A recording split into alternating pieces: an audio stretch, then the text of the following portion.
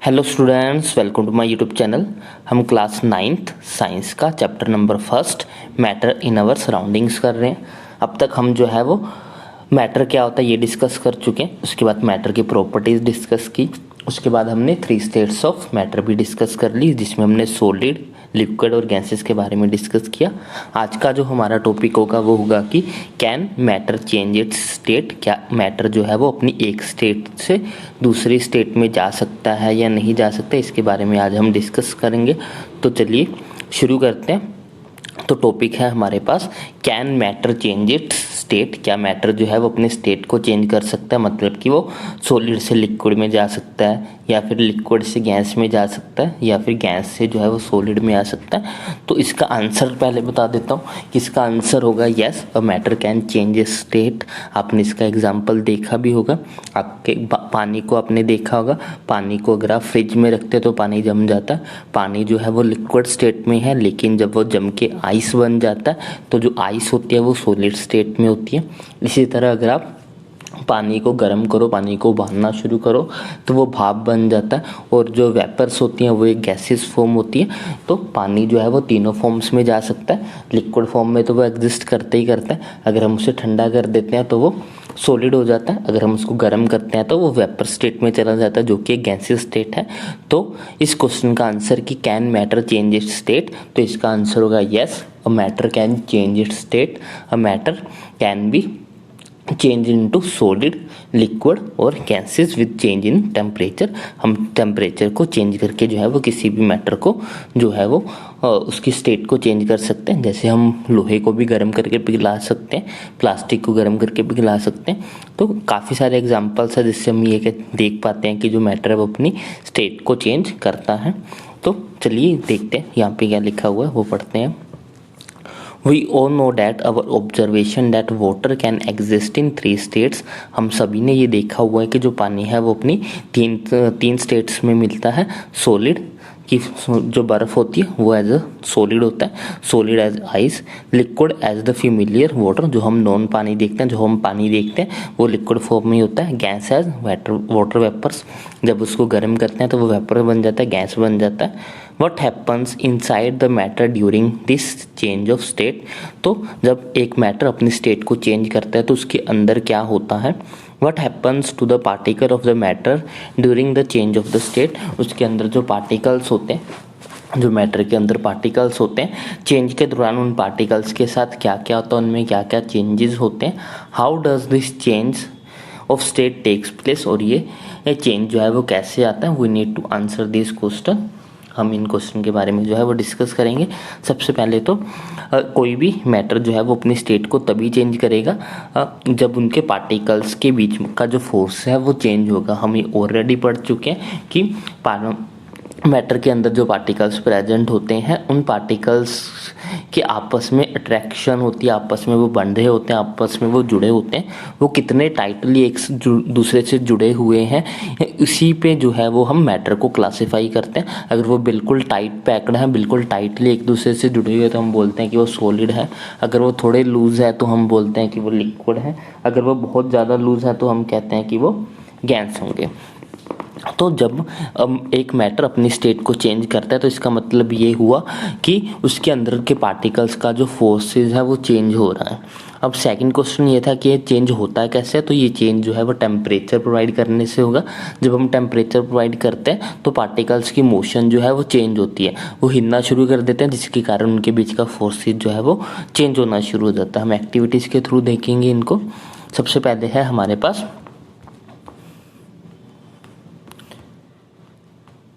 है हमारे पास effect of change of temperature. Change, अगर हम टेम्परेचर को चेंज करते हैं तो क्या होता है। एक्टिविटी देखते हैं। Take about 150 gram of ice in a beaker and suspend a thermometer so that it bulb is in contact with the ice. हमें क्या करना है, हमें एक बीकर लेना है। बीकर में जो है वो हमने आइस डाल दी है, बीकर में आइस डाली, नीचे बर्नर से उसको गर्म करना शुरू किया। हमने उसके अंदर एक थर्मोमीटर डाला है। थर्मोमीटर को इस तरह डालना है कि जो उसका आगे वाली नोब होती है, आगे वाला जो माउथ होता है, उसको आइस के साथ टच करके रखना है। अब जो है वो हमें उसको हिलाते रहना है और गर्म करना है। Start heating the beaker on low flame, note that the temperature when the ice start melting. जब बर्फ़ जो है वो पिघलना शुरू कर देगी तब हम क्या करेंगे, जो थर्मामीटर हमने उसमें लगाया था उस थर्मामीटर से हम उसका टेम्परेचर नोट करेंगे। Now note the temperature when all the ice has converted into water. अब हम उस टाइम टेम्परेचर नोट करेंगे जब सारी की सारी आइस जो है वो पानी में बदल जाती है। Record your observation for this conversion of solid to liquid state. हमें जो है वो ऑब्जर्वेशंस को रिकॉर्ड करना है। Now put a glass rod in a beaker and heat while stirring the water starts boiling. अब क्या करना है, अब उसमें हम जो है वो बीकर को और ज़्यादा गर्म करेंगे और उस पानी को हिलाते रहेंगे, पानी जो है वो बॉईल करना शुरू कर देगा। Keep a careful I on the thermometer reading till most of the water has vaporise. अब हम थर्मामीटर की रीडिंग को फिर से देखेंगे जब जो मोस्ट ऑफ द पानी जो है वो भाप बन के उड़ चुका होगा। Record your observation for the conversion of water in the liquid state to the gases state. अब हम लिक्विड से गैसेस स्टेट में जो भी हमारा टेम्परेचर चेंज हुआ उसके बारे में जो है वो रीडिंग्स को देखेंगे। हमें देखने को क्या मिलता है जब हम ये सारी ऑब्जर्वेशंस लेते हैं। On increasing the temperature of solid the kinetic energy of the particles increases. जब हमने उसमें टेम्परेचर को राइज़ किया, जैसे जैसे हम उसको गर्म कर रहे थे तो गर्म होने के कारण जो है वो आइस पिघल रही थी, उसके मोलिक्यूल्स जो है वो अलग होना शुरू हो जाते हैं, उनकी पैकिंग जो है वो वीक पड़नी शुरू हो जाती है, जिसके कारण वो एक दूसरे से दूर चले जाते हैं और आइस जो है वो लिक्विड बन जाती है। तो जब भी हम टेम्परेचर चेंज करते हैं तो पार्टिकल्स की मोशन इंक्रीज हो जाती है, चेंज होती है उनकी मोशन, और उस मोशन में चेंज के कारण ही जो है उनकी जो फोर्स ऑफ अट्रैक्शंस होते हैं वो भी चेंज होने शुरू हो जाते हैं। यहाँ पे लिखा है on increasing the temperature of solids the kinetic energy of the particles increases. जैसे हम टेम्परेचर को इंक्रीज करते हैं तो जो पार्टिकल्स होते हैं उनकी काइनेटिक एनर्जी जो है वो इंक्रीज होना शुरू हो जाती है। उनकी काइनेटिक एनर्जी क्या होती है, काइनेटिक एनर्जी एक ऐसी एनर्जी होती है जो मोशन के कारण आती है। जब भी कोई चीज़ मूव करना शुरू करते हैं तो उसके बाद जो एनर्जी होती है उस एनर्जी को हम काइनेटिक एनर्जी बोलते हैं। और जैसे हम टेम्परेचर इंक्रीज करते हैं तो सभी पार्टिकल्स की काइनेटिक एनर्जी जो है वो इंक्रीज होना शुरू हो जाती है। आप इसको ऐसे समझो, अगर आपने कुछ नहीं खाया पिया होगा तो आपके अंदर जो है वो वीकनेस होगी, आप ज़्यादा काम नहीं कर पाओगे। लेकिन जैसे आप खाना खा लोगे तो आपके अंदर एनर्जी आ जाएगी और फिर आप कोई भी काम जो है वो आसानी से कर पाओगे, तेज़ी से। तो यहाँ पे जो टेम्परेचर है वो एक खाने की तरह है। जब टेम्परेचर मिलेगा तो मोलिक्यूल्स जो है वो ज़्यादा स्पीड पे भागना शुरू कर देंगे, काइनेटिक एनर्जी उनकी बढ़ जाएगी। काइनेटिक एनर्जी बढ़ने का मतलब होता है कि वो ज़्यादा स्पीड से मूव करने लगे हैं, ज़्यादा स्पीड से जो है वो भागने लगे हैं। Due to the increase in the kinetic energy the particles start vibrating with the greater speed. अब क्या हुआ कि जब काइनेटिक एनर्जी इंक्रीज हुई है, इसको हम समझने की कोशिश करते हैं। पहले हम कंसीडर कर रहे हैं कि हमारे पास सपोज सॉलिड है, सॉलिड में ही मेरे पास जो है वो यहाँ पे 3 मोलिक्यूल्स हैं। मैं कंसीडर कर रहा हूँ कि मेरे पास यहाँ पे 3 मोलिक्यूल्स हैं। एक मोलिक्यूल ये रहा, एक मोलिक्यूल ये रहा, एक मोलिक्यूल ये रहा। वैसे तो ये काफ़ी पास होंगे लेकिन मैंने आपको समझाने के लिए इनको दूर लिया। अब ये आपस में जो है वो बंधे हुए हैं। सॉलिड का केस है तो सॉलिड केस में ये आपस में बंधे होंगे जिसके कारण ये मूव नहीं कर सकते हैं। लेकिन जब मैंने इनको हीट करना शुरू किया, जब मैंने इसको गर्म करना शुरू किया, इनको हीट प्रोवाइड की, तब क्या हुआ, इनके अंदर काइनेटिक एनर्जी बढ़नी शुरू होगी। मीन्स अब ये भागना चाहते हैं लेकिन ये भाग नहीं पाएंगे क्योंकि ये आपस में जुड़े हुए हैं, आपस में बहुत ज़्यादा स्ट्रॉन्ग फोर्स से जुड़े हुए हैं। ये भागना चाहते हैं, इनके पास इतनी एनर्जी हो गई है कि ये भागें, लेकिन इनके आसपास के मॉलिक्यूल ने इनको इतना टाइट पकड़ा हुआ है कि ये भाग नहीं पाते। तो फिर ये क्या करते हैं, अपनी जगह पे ऐसे हिलना शुरू कर देते हैं, वाइब्रेट करना शुरू कर देते हैं। इनके पास एनर्जी काफ़ी हो जाती है, उस एनर्जी को ये हैंडल नहीं कर पाते, जिसके कारण ये ऐसे एक ही जगह पे जो है वो हिलना शुरू कर देते हैं, वाइब्रेट करना शुरू कर देते हैं। जब वो ऐसे एक ही जगह पे वाइब्रेशन करते रहते हैं तो इनके फोर्सेस जो है वो वीक पड़ने शुरू हो जाते हैं। ये जो मोलिक्यूल्स से दोनों पार्टिकल्स थे साइड में, इन्होंने इसको पकड़ा हुआ था, लेकिन ये लगातार ऐसे बार बार हिल रहा है, ऐसे लगातार बार बार हिल रहा है। तो इसके लगातार वाइब्रेट करते रहने के कारण इनकी जो फोर्सेज होती हैं वो वीक पड़ना शुरू हो जाती है, कमज़ोर पड़ना शुरू हो जाती है। और जैसे ये कमज़ोर होती हैं तो ये टूट जाती है। एक टाइम आने पे इनकी एनर्जी इतनी ज़्यादा हो जाती है कि इतनी ज़ोर ज़ोर से वाइब्रेशन करना शुरू कर देते हैं कि इनके बीच का जो फोर्सेज है वो टूट जाता है और ये मोलिक्यूल्स अलग हो जाते हैं। तो यही यहाँ पे लिखा भी है कि due to the increase in the kinetic energy the vibration particles start vibrating with the greater speed, the energy supplied by the heat overcome the forces of attraction between the particle. अब heat के कारण उनको energy मिल रही है लगातार, और एक time आने पे वो एनर्जी इतनी ज़्यादा हो जाती है कि वो उस फोर्स को ओवरकम कर जाते हैं। ओवरकम का मतलब होता है उससे पार निकल जाते हैं, उस फोर्स को तोड़ देते हैं। वो फोर्स जिसने उनको आपस में बांध के रखा हुआ था, तो एक टाइम आने पे उनके पास इतनी एनर्जी आ जाती है कि वो उस फोर्स को तोड़ के वहाँ से बाहर निकल जाते हैं। overcome the force of attraction between the particle leave their fixed point and start moving freely। और जैसे ही वो अपनी जिन फोर्सेस ने उनको बांधा हुआ था उस फोर्स को पार करते हैं, वैसे उनके बीच के बॉन्ड टूट जाते हैं और जो मोलिक्यूल्स हैं वो फ्री हो जाते हैं इधर उधर फिर घूमने के लिए। तो मोलिक्यूल फिर फ्रीली जो है वो इधर उधर मूव कर पाते हैं। A stage is reached when the solid melt and converted into liquid. और जैसे ऐसे करते जब सारे मोलिक्यूल्स जो है वो एक दूसरे से फ्री हो जाएंगे तो मोलिक्यूल्स के बीच में गैप पड़ जाएगा। और हमें पता है कि जब मोलिक्यूल्स के बीच में गैप इंक्रीज हो जाता है तब वो लिक्विड्स बन जाते हैं। और एक स्टेज ऐसी आती है जब सारे मोलिक्यूल्स एक दूसरे से दूर हो जाते हैं और सॉलिड जो है वो लिक्विड में कन्वर्ट हो जाता है। The temperature at which a solid melt to become a liquid at the atmospheric pressure is called the melting point. वो टेम्परेचर जिस टेम्परेचर पे सॉलिड जो है वो मेल्ट होके लिक्विड बना देता है एटमॉस्फेरिक प्रेशर पे, उसको हम बोलते हैं मेल्टिंग पॉइंट। वो टेम्परेचर जिस टेम्परेचर पे सॉलिड जो है वो मेल्ट हो जाता है और जो है वो लिक्विड बना देता है, उस पॉइंट को हम बोलते हैं, उस टेम्परेचर को हम बोलते हैं melting point. The melting point of a solid is an indication of the strength of the forces of attraction between its particles। अब हम मेल्टिंग पॉइंट से ये भी देख सकते हैं कि मेल्टिंग पॉइंट हमें ये भी इंडिकेशन देता है कि कोई सॉलिड के अंदर जो फोर्सेस हैं जिसने उनको बांध के रखा हुआ है वो फोर्सेस कितनी ज़्यादा स्ट्रोंग है। अगर फोर्सेस ज़्यादा स्ट्रोंग होगी तो हमें उसको तोड़ने के लिए ज़्यादा उसको फोर्स प्रोवाइड करना पड़ेगा। अगर हम ज़्यादा फोर्स प्रोवाइड कर रहे हैं मतलब कि हम उसको ज़्यादा एनर्जी दे रहे हैं, तो मतलब कि उसको ज़्यादा एनर्जी देने का मतलब है कि वो बहुत ज़्यादा स्ट्रॉन्ग फोर्सेस है।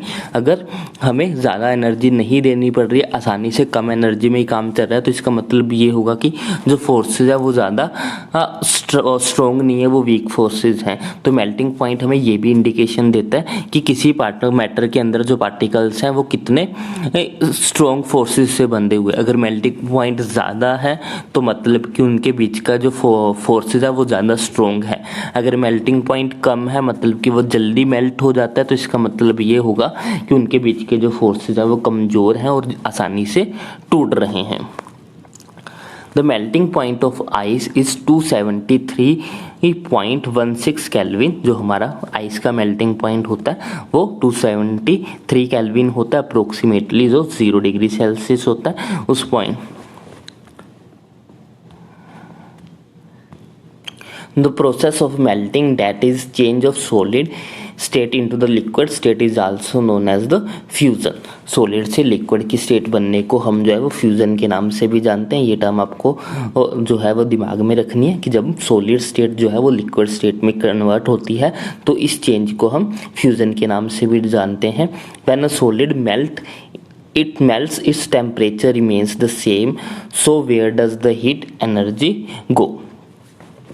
जब कोई सॉलिड मेल्ट हो रही होती है तो उसका जो टेम्परेचर है वो सेम रहता है। तो आगे हम ये कह रहे हैं कि अगर टेम्परेचर सेम रहता है तो जो हीट हम प्रोवाइड कर रहे हैं वो जा कहाँ रही है। हमने एक्टिविटी में देखा था कि हमने जो है वो आइस के ऊपर थर्मामीटर लगा के रखा था और उसको गर्म कर रहे थे, तो हम रीडिंग ले रहे थे। तो जिस टाइम आइस मेल्ट होना शुरू हुई थी उस टाइम जो है वो उसका टेम्परेचर फिक्स हो जाएगा। आपको थर्मामीटर में टेम्परेचर इंक्रीज होता हुआ नज़र नहीं आएगा, भले हम उसको लगातार नीचे से गर्म कर रहे हैं लेकिन फिर भी थर्मामीटर में टेम्परेचर जो है वो ऊपर की तरफ नहीं जाएगा, टेम्परेचर एक ही जगह पे खड़ा रहेगा। तो ऐसा कैसे पॉसिबल हो सकता है, क्योंकि हम लगातार नीचे से गर्म कर रहे हैं तो टेम्परेचर लगातार बढ़ना चाहिए था, लेकिन टेम्परेचर बढ़ता नहीं है। इसका क्या कारण है? इसका कारण ये है कि जो भी हम एनर्जी नीचे से दे रहे हैं, जो भी हम हीट प्रोवाइड कर रहे हैं नीचे से, वो सारी की सारी हीट कहाँ यूज़ हो रही है? वो सारी की सारी हीट जो है वो बर्फ़ को पिघलाने में यूज़ हो रही है। इसीलिए जो है वो टेम्परेचर जो है वो इंक्रीज़ नहीं हो रहा। एक बार मैं फिर से रिपीट कर रहा हूँ, मैं यहाँ पे ये कह रहा हूँ कि जब आइस जो है वो मेल्ट होनी शुरू होती है, सॉलिड जब मेल्ट होना शुरू होता है, उस टाइम अगर हम टेम्परेचर को नोट करने की कोशिश करते हैं, ऊपर हमने ऑपरेटस में जो थर्मोमीटर लगाया था, हम ये देखेंगे उस ऑपरेटस में कि जब बर्फ़ पिघलना शुरू कर देती है उस टाइम पे आके जो हमारा थर्मामीटर में टेम्परेचर का पॉइंट होगा वो फिक्स हो जाएगा। जबकि हम लगातार नीचे से गर्म कर रहे हैं, उसको गर्म करने के कारण जो है वो टेम्परेचर बढ़ना चाहिए, उसे और ज़्यादा गर्म होना चाहिए, टेम्परेचर का लेवल ऊपर की तरफ जाना चाहिए, लेकिन ऐसा होता नहीं है। हम लगातार नीचे से गर्म कर रहे हैं, फिर भी जो है वो टेम्परेचर एक ही जगह पे रहता है, फिक्स हो जाता है। इसका कारण क्या है? इसका कारण ये है क्योंकि हम जो भी हीट प्रोवाइड कर रहे हैं वो सारी की सारी हीट बर्फ़ को पिघलाने में यूज़ हो जा रही है, इसीलिए जो है वो टेम्परेचर इंक्रीज़ नहीं हो रहा। जितनी भी हीट हमने प्रोवाइड की वो सारी की सारी हीट बर्फ़ को मेल्ट करने में लग गई, जिसके कारण टेम्परेचर नहीं बढ़ा, टेम्परेचर वहीं का वहीं रह गया। You must have observed during the experiment of melting that the temperature of the system does not change after melting point is reached. तो हम ये ऑब्ज़र्व करेंगे एक्सपेरिमेंट के अंदर कि जो टेम्परेचर है वो चेंज नहीं होता है जब हमारी आइस मेल्टिंग पॉइंट जो है वो आ जाए। मेल्टिंग पॉइंट आ जाए का मतलब ये है कि जब बर्फ़ पिघलना शुरू कर दे। अब ऐसा नहीं है कि जब हमने उसको गर्म किया तो स्टार्टिंग में ही टेम्परेचर इंक्रीज़ नहीं हो रहा था, स्टार्टिंग में टेम्परेचर इंक्रीज़ होगा, लेकिन जब बर्फ़ पिघलना शुरू कर देगी, व्हेन इट स्टार्ट्स मेल्टिंग, जब वो स्टार्ट कर देगी मेल्ट करना, बर्फ़ जो है पिघलना स्टार्ट कर देगी, उस टाइम के बाद से जो है वो टेम्परेचर पूरी तरह से फिक्स हो जाएगा। उसके बाद जो है वो टेम्परेचर बिल्कुल भी इंक्रीज़ नहीं होगा। कब तक इंक्रीज़ नहीं होगा? जब तक जो है वो सारी की सारी आइस जो है वो मेल्ट ना हो जाए। कब तक, कितने टाइम के लिए जो टेम्परेचर है वो कांस्टेंट रहेगा? जब बर्फ़ पिघलना शुरू करेगी उस टाइम से लेके जब तक पूरी की पूरी बर्फ़ पिघल ना जाए तब तक जो है वो हमें थर्मामीटर में बिल्कुल भी रीडिंग देखने को नहीं मिलेगी, उसमें फिक्स हो जाएगा बिल्कुल टेम्परेचर। उस टाइम इंटरवल के लिए जब बर्फ़ पिघलना शुरू करेगी उस टाइम से लेके जब तक पूरी बर्फ़ पिघलेगी तब तक जो है वो हमारा टेम्परेचर पूरी तरह से कांस्टेंट रहेगा। This happens even through we continue the heat the beaker, that is we continue to supply the heat। ऐसा तब भी होता है जब हम उसको लगातार गर्म कर रहे हैं, लगातार हीट प्रोवाइड कर रहे हैं। This heat gets used up in changing the state by overcoming the force of attraction between the particles। ऐसा इसलिए हो रहा है क्योंकि हम जो भी फोर्स, जो भी हीट दे रहे हैं वो सारी की सारी हीट जो है वो उस फोर्सेस को तोड़ने में यूज़ कर रहे हैं जो कि सॉलिड स्टेट में बने हुए हैं। उन सभी फोर्सेस को तोड़ के वो उसको मेल्ट करने की कोशिश कर रही है, तो इसलिए वो सारी की सारी एनर्जी, सारी की सारी हीट जो है वो वहाँ पे यूज़ हो रही है।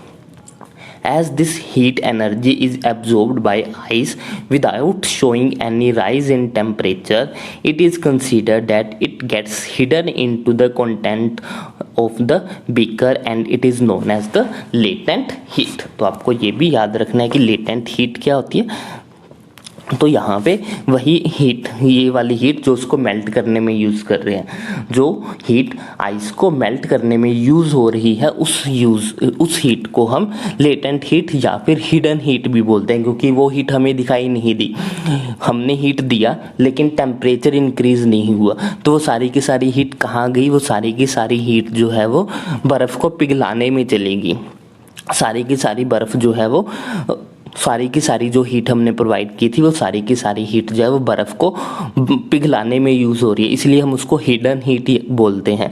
हिडन हीट या फिर उसको लेटेंट हीट के नाम से भी जाना जाता है। तो लेटेंट हीट क्या है? लेटेंट हीट वो हीट है जो कि किसी भी सब्सटेंस को जो है वो 1 डिग्री सेल्सियस उसका टेम्परेचर जो है वो राइज करने के लिए हमें चाहिए होती है, उसको हम लेटेंट हीट बोलते हैं। The word latent heat means the hidden. तो लेटेंट का मतलब होता है छुपा हुआ होना। The amount of heat energy that is required to change 1 kilogram of solid into liquid at the atmospheric pressure as its melting point is known as the latent heat of the fusion। तो latent heat की definition यहाँ पे लिखी हुई है। तो latent heat क्या होती है? It is the amount of heat energy that is required to change 1 kilogram of solid into the liquid at the atmospheric pressure at its melting point is known as the latent heat. वो heat energy जो कि 1 kilogram solid को liquid में convert करने में use होती है उसको हम लेटेंट हीट बोलते हैं। So particles in water at 0 degree Celsius or 273 Kelvin have more energy as compared to particle in ice at the same temperature। तो जो पार्टिकल्स होते हैं पानी के 0 डिग्री सेल्सियस पे वहाँ उसमें ज़्यादा एनर्जी होती है एज कम्पेयर टू आइस के एट द सेम टेम्परेचर, क्योंकि अब वो उनको हीट मिली है जो कि उसको पिघलाने में लगी थी, जो कि लेटेंट हीट है एक तरह की। When we supply heat energy to water, particles start moving even faster at a certain temperature.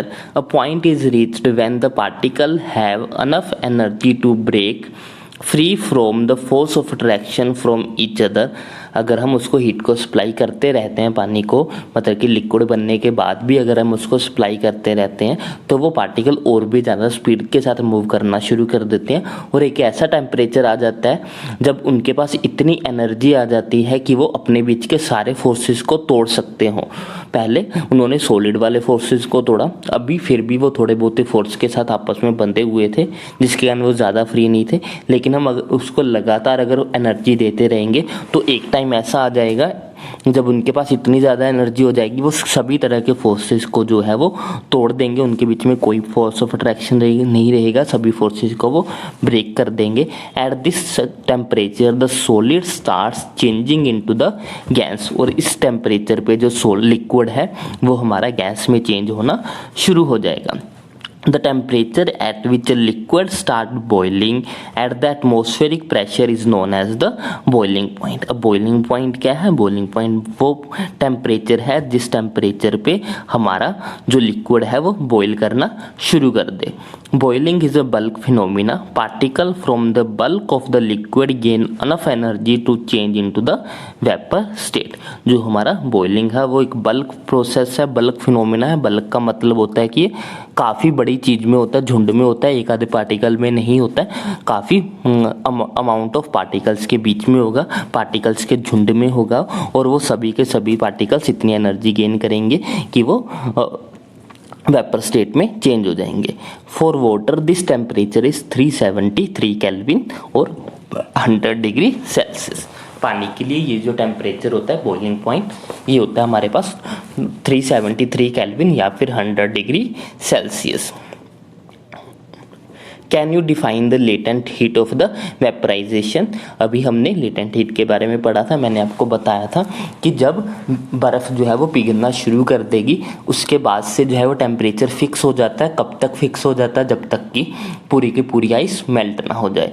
और इसके बीच का जो हीट का अमाउंट होता है जो भी हम प्रोवाइड कर रहे हैं इस टाइम, इसके बीच में जो भी हीट हमने प्रोवाइड की थी वो सारी की सारी हीट को हम हिडन हीट या फिर लेटेंट हीट बोलते हैं। सेम हमारा वेपराइजेशन के केस में भी होता है। जब पानी बॉईल होना शुरू हो जाता है, मीन्स कि वो वेपर बनना शुरू हो जाता है, उस टाइम के बाद से जो है वो टेम्परेचर इंक्रीज होना शुरू हो जाता है सिस्टम का, इंक्रीज होना बंद हो जाता है। उसके बाद से जो है वो टेम्परेचर इंक्रीज नहीं होता, फिक्स हो जाता है, कांस्टेंट हो जाता है। जिस टाइम पे वाटर जो है वो बॉईल करना शुरू कर देगा उस टाइम पे इंक्रीज होना बंद हो जाएगा टेम्परेचर का, टेम्परेचर कांस्टेंट हो जाएगा, फिक्स हो जाएगा। और वो कब तक फिक्स हो जाएगा? जब तक कि पूरा का पूरा पानी जो है वो बॉईल ना हो जाए, वेपर ना बन जाए। तो इसके बीच की जो अमाउंट ऑफ हीट होती है इसको हम लेटेंट हीट ऑफ वेपराइजेशन बोलते हैं। वेपराइजेशन इसलिए बोला गया क्योंकि इसको ये वेपर्स बनने के टाइम की लेटेंट हीट है। Do it in the same way as we have defined in the latent heat of the fusion। latent heat of fusion जो है वो हम melting वाले केस को बोलते हैं और वेपराइजेशन वाली हम जो है वो वेपराइजेशन वेपर्स बनने वाले प्रोसेस को बोलते हैं। Particle in steams, that is water vapor at the 373 Kelvin, have more energy than the water at the same temperature. जो स्टीम होती है, स्टीम में जो है वो ज़्यादा एनर्जी होती है एज कम्पेयर टू हमारे नॉर्मल पानी में at the same temperature. This is because particles in the steam have absorbed extra energy in the form of latent heat of the vaporization. इसका रीज़न ये है कि जब वो स्टीम बन रहे थे तो उन्होंने जो है वो एक्स्ट्रा अमाउंट ऑफ एनर्जी जो है वो एब्जॉर्ब कर लिया, जो कि हिडन एनर्जी की फॉर्म में उनके अंदर स्टोर है.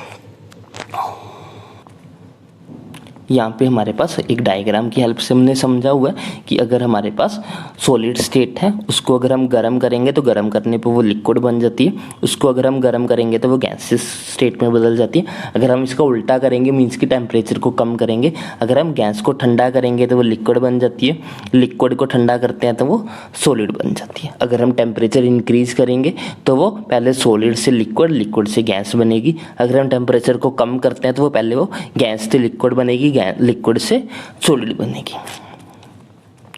So we infer that the state of matter can be changed into another state by changing the temperature. तो हम ये कह सकते हैं कि जो मैटर है वो एक स्टेट से दूसरे स्टेट में चेंज हो जाता है by changing the temperature. We have learned that the substance around us state from solid to liquid and from liquid to gas on application of the heat, but there are some that change directly from solid state to gaseous state and the vice versa without changing into the liquid. अभी हमने जाना कि कुछ ऐसे substance है जो कि पहले सॉलिड से लिक्विड बनते हैं, फिर लिक्विड से गैस बनते हैं, लेकिन कुछ ऐसे भी हैं जो सीधा सॉलिड से गैस बन जाते हैं, बीच में लिक्विड फेज आता ही नहीं है. जैसे कि अगर हम कैम्फर का एग्जांपल लें, टेक सम कैम्फर और ammonium chloride, crush it in and put it in a China dish. उसको क्रश करके हमने उसको चाइना डिश में डाला. Put an inverted funnel over the China dish. उनके ऊपर एक फनल को जो है वो उल्टा करके रखना है. ये फनल जो है वो ये कीप लाइक स्ट्रक्चर होता है, इसको हम फनल बोलते हैं. फनल को जो है वो इसके ऊपर उल्टा करके रखा है हमने चाइना डिश के ऊपर. चाइना डिश जो है ये इसके अंदर जो ये कटोरी पड़ी हुई है छोटी सी मिट्टी की होती है, मिट्टी चाइना मिट्टी की बनी होती है, तो इसीलिए इसको चाइना डिश बोलते हैं. Put a cotton plug on the stem of the funnel. इसका जो फनल का जो माउथ है यहाँ पे जो है कॉटन प्लग लगा दिया ताकि अंदर से गैस से कुछ भी जो है वो बाहर ना आ सके. Now heat slowly and observe what do you infer from the above activity. तो हम क्या देखेंगे, जब हम इसको गर्म करेंगे तो हमें वेपर्स बनती हुई नजर आएंगी, इसके अंदर धुआं इकट्ठा होना शुरू हो जाएगा, वेपर्स बनना शुरू हो जाएगा.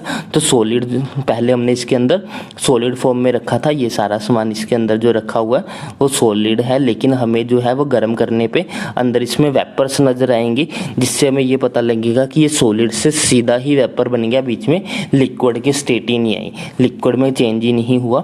अ change of state directly from solid to gas without changing into the liquid state is known as the sublimation. अगर ऐसा होता है कि कोई सॉलिड सीधा ही लिक्विड सीधा ही गैस में बदल जाए और लिक्विड में चेंज ही ना हो तो उसको हम जो है वो सब्लिमेशन बोलते हैं.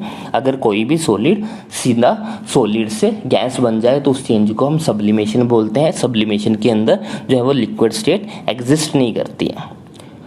तो आज के लिए बस इतना ही. Effect of change of pressure जो है वो नेक्स्ट वीडियो लेक्चर में पढ़ेंगे. आई होप आपको ये वीडियो अच्छी लगी हो. अगर आपको कोई भी डाउट हो तो आप कमेंट सेक्शन में लिख सकते हो. अगर आपको वीडियो अच्छी लगी हो तो इसको लाइक करें, शेयर करें, चैनल को सब्सक्राइब करें. Thanks for watching. Bye bye, take care. बहुत जल्द मिलते हैं नेक्स्ट वीडियो लेक्चर के साथ. Bye bye, take care.